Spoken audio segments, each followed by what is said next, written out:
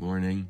Special day today. It's Yom Ha'Elula, the day of the, you would call probably a Yartzeit of the Alter Rebbe, the first Lubavitcher Rebbe. Remember, we're only in the seventh, the beloved seventh, in virtue of being attached to the very beginning and what the Alter Rebbe introduced, the first Lubavitcher Rebbe introduced. Good morning. What he introduced to the world, and in particular Torah, in particular Chassidus, what he introduced to Chassidus was a connection between raw energy, which is Chassidus, which is the fire of Torah, the passion, the faith, the dancing on the streets for your love of God, that kind of passion, with the other side, which is the intellectual, scholarly aspect of Torah, traditionally associated with Lithuania, right? A Litvak. The Alter Rebbe was known, the first Lubavitcher Rebbe was known, good morning, as the Litvak, because he was a genius, okay? And he knew Niglav Torah, and he was an author of the Shulchan Aruch, Harav, and etc., etc. But this Lubavitcher Rebbe who bridged these two worlds in a profound way, inventing Chabad, which means use the brain that you learn Talmud with for applying it to understanding the infinite chayas that you're so excited about, to be a chassid, that you dance on the streets and drink mashka all night, or whatever, celebrate your Judaism. Obviously, it's not about drinking mashka, vodka, that means. My Mishpir, Rabbi Avraham Lipsker, Zolzan, Gesund and Stark, he would say when the Mishnah says that you give the animal to drink before you slaughter it, so you give mashka, you give a drink, here we mean vodka, to your animal soul when you're sitting it for bringing, in order to quiet it, as if you're shechting it or drawing it up, elevating it. When you shecht it, when you slaughter something, it doesn't mean you kill it and obliterate it. It means now it's actually usable to you in a more internal way. You can't just pet the calf like Bambi. What's Bambi? A deer? Okay, maybe it's Bambi's kosher. But if you eat it, it becomes your chayas. So is there part of chayas, raw energy, that you want to just reject and destroy? Yetzias Mitzrayim, they destroyed Egypt. Isn't that telling you that there's an aspect of just destroying, rejecting things completely and destroying it? There's part of you just want to destroy. But we say the opposite in Chassidus Chabad. Just one more thing in the Alter Rebbe before I jump into this idea, because the Tzemach Tzedek is the author of this statement that I want to bring about, but fits in with what the contribution of the Alter Rebbe is. Now remember, the Alter Rebbe was someone so passionate, besides the fact that he had to put pillows around where he davened because he was going to flail his arms out like in an ecstatic trance and do somersaults on the floor while davening Shemona Esrei when your feet have to be together. Besides that,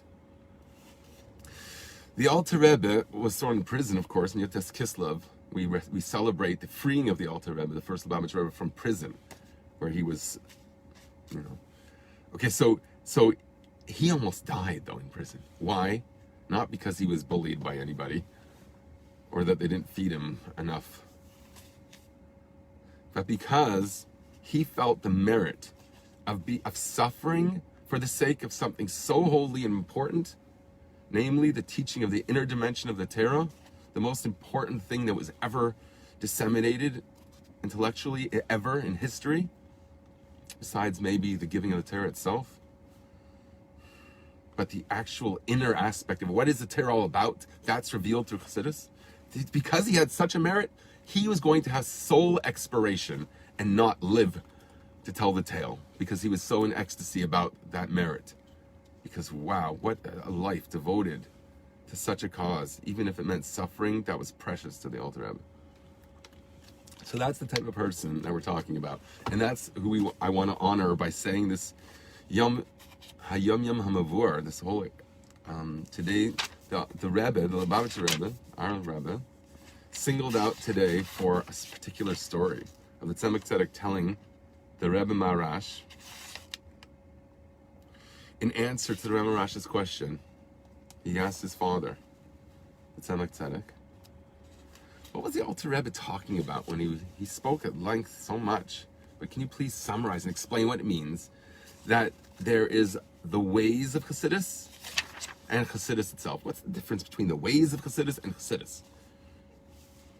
So, in that context, here Let's just jump into the original source, okay? Because it puts it in context. So the Tzemach Tzedek learnt with his son, the Rebbe Maharash, who later became Rebbe.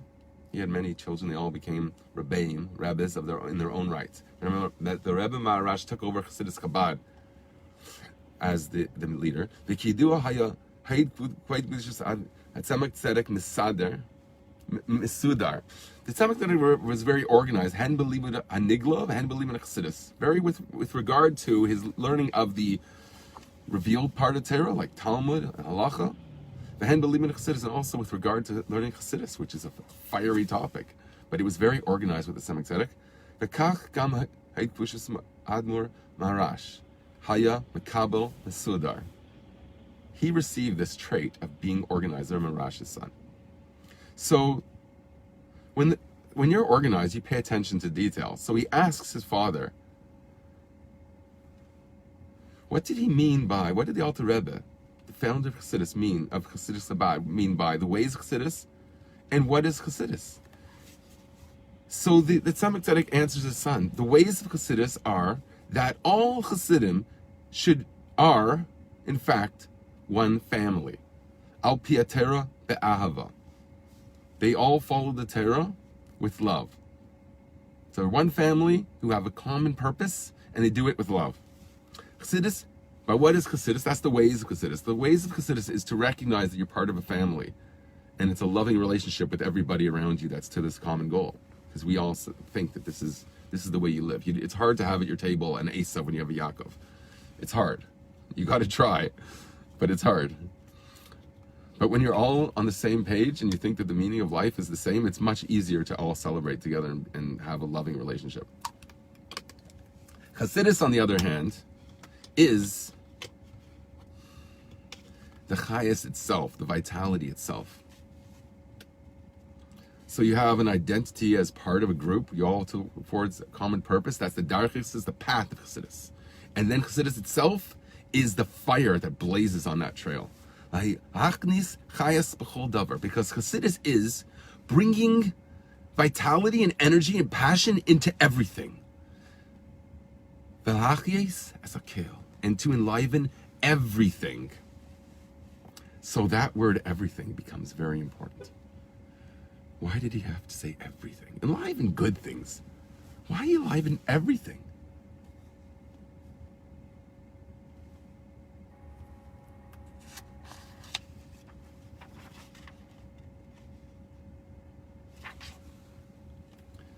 Isn't there some things that you don't want to draw chayas into? I was having a debate last night with my son about whether you're allowed to give charity at night or not. Okay, you don't want to be meisiv chayas. You're not allowed to learn on Nittelnacht, the 25th of December. You don't learn Torah for 8 hours. Why? You don't want to be meisiv chayas. You don't want to draw chayas into everything, do you? But Chassidus does that. What happens when you put energy and attention? You're mindful in everything.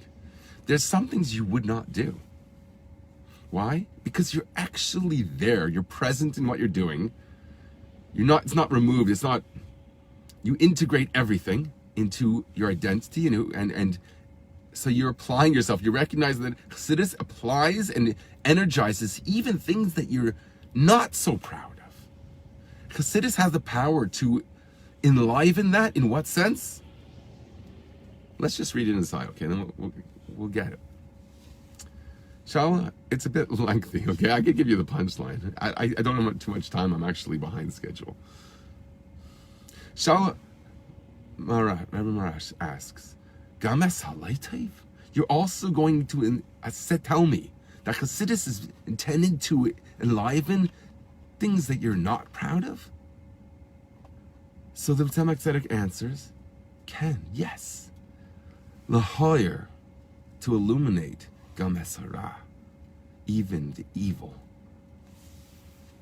The enlivenment means that it illuminates it. Remember we said that Chassidus is knowing the raz of everything, the secret of everything, knowing what's behind it, underlying everything. Once you do that, you've dispelled the whole fascination with the negative aspect and identified with the pneumius of it, what it's intended for. And that becomes how you relate to the thing. That's what the chayas is here of Chassidus. Chassidus is putting your attention in a real way, being really involved with whatever you're doing. So even when you're doing something that is inappropriate, you're present there. You're not just saying this is someone else doing things and wow, let's just tune into that channel for a bit. And even though it's inappropriate, I'm going to enjoy that. No. You're saying I am the one that's there. My chayas is being put in a certain place. Is that a worthy place? Who am I? Am I a prince that says I'm Ice Prince? I'm no longer prince, and therefore I could mingle with the masses. It doesn't matter what I do. I'm lowering my expectations for myself, and I don't have to have royal dignity. Don't ascribe that to me because I'm free. I can do what I want. So I cut myself off my identity that I'm really a prince. My true place is in the table at the palace of the king, my father. If you identify that as your true place, so you take that with you, even into the things that you're not proud of. And when you're there with your true sense of identity, you'll have a different way of relating to it. It will be one that's illuminated. That's what it means, putting chayas, vitality into everything, even the negative. Zay Semer's meaning to say, ladas. First we said it's chayas, it's vitality. Then we say it's a light. And now we say it's das, mindfulness, being present in what you're doing, but with what regard?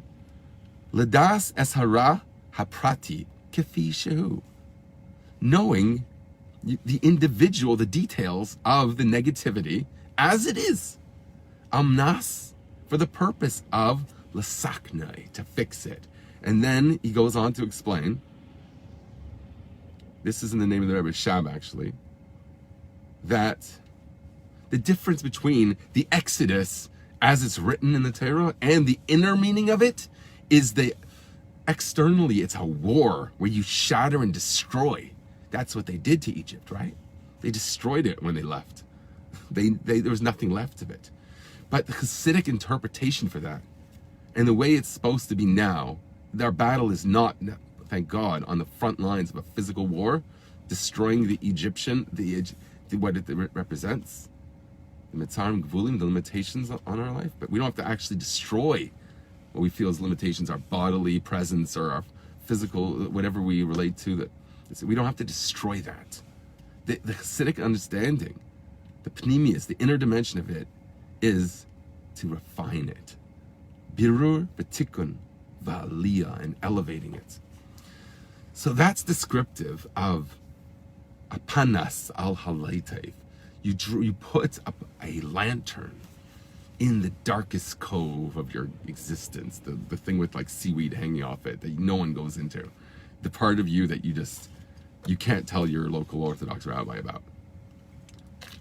The Reim I say hatev, and now that you put on the mega light on it, and you see it very well. You're not so disgusted by yourself that you don't look there. You're supposed to look inside and say, why am I attracted to this and that? Why? There's a reason for it. There is a pnimius to that too. There's no evil inside you. You might have distorted something, but in its purity, it's a good thing. You have to look inside and be real about it. Yedim b'diyuk es mitziusai bli meshava panim. Don't whitewash what you see. See it with the window wipers, fresh window wipers, that it makes a clear depiction of what you're actually looking at. Rak aznitan lasakin, they say. Only then, if you're doing an operation, you better have good lighting, because there's like the finest split between, I don't know what, the diaphragm, like this thin layer between two parts of your body. Okay, there's like such detail. You better look carefully at what you're doing. Okay, don't overlook it completely. Look inside. Say, yeah, there is some good here. I'm going to draw on that. Let's find out what I could take away from this. You know what happens when you do that? The Mitzrayim falls away on its own. The negative part of it falls away, and you draw out. That's why v'nitzaltem es Mitzrayim. They emptied it. It was like a fishnet emptied of all its fish into your belly. You've just emptied the sea. Mitzrayim, all the bread of Mitzrayim, which was a bread basket for the civilized world at the time, was emptied of all of its wealth, because once you take out the chayas of something, it falls on its own, the vitality. So in the physical story of the Ein Mikra Yetzeh Midei Pshuta, the literal meaning of the Torah, they destroyed Egypt completely. But that's representative of when you take out the good of it, when you mevarer it, when you take out the money, the resources that you could use for a holy purpose, I mean, the Mishkan out of it, the sanctuary, then all the negative part of it will just fall away. It's finished, emptied, on its own. A little bit of light, the whole darkness you see was just a chimera, if I pronounce that one right.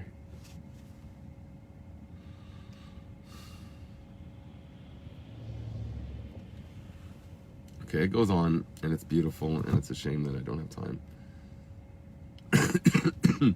But he connects it with the idea, the Mittler Rebbe connects us with the idea